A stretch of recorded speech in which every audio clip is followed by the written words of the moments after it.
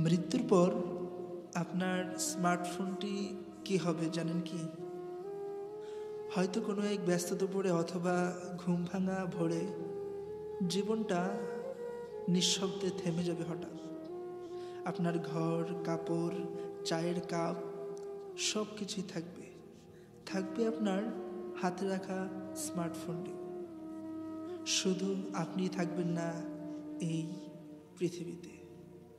আপনি যখন থাকবেন না, স্মার্টফোনটা তখন হবে এক নিঃশব্দ স্মৃতিকার। তাতে থাকবে আপনার প্রিয়জনের গলা, ভয়েস, থাকবে একটাই ছবি যেটা আপনি শেষবার তুলেছিলেন। থাকবে কিছু অসমাপ্ত খসড়া, কেউ হয়তো কখনোই পড়বেই না। থাকবে সেই হোয়াটসঅ্যাপ মেসেজ, পরে লিখছি বলে রেখে যাওয়া, যেটা আর কখনো লেখা শেষ হবে না। আপনার মা কিংবা স্ত্রী হয়তো সেটা তুলে নেবে একদিন।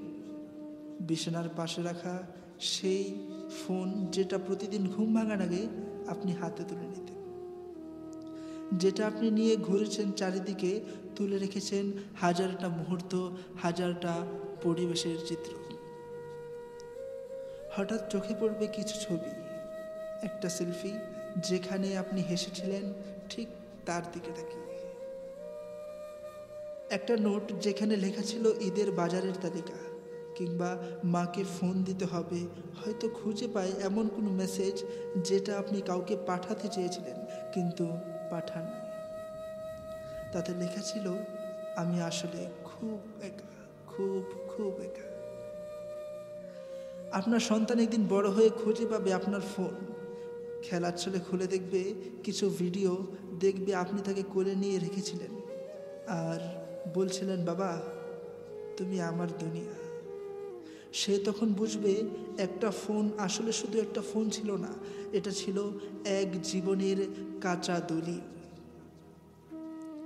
মৃত্যু অনিবার্য এবং আমাদের উচিত মৃত্যুর পরের জীবনের জন্য প্রস্তুতি নেওয়া।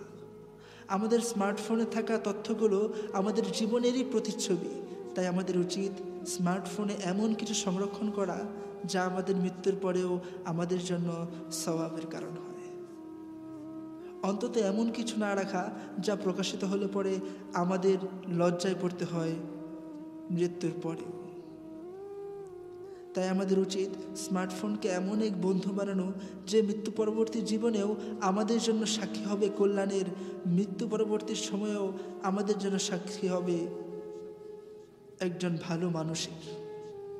মৃত্যুর প্রস্তুতি শুধু জানাজা বা কবরের কাপড়েই নয়, প্রস্তুতি লাগে ডিজিটাল দুনিয়াতে।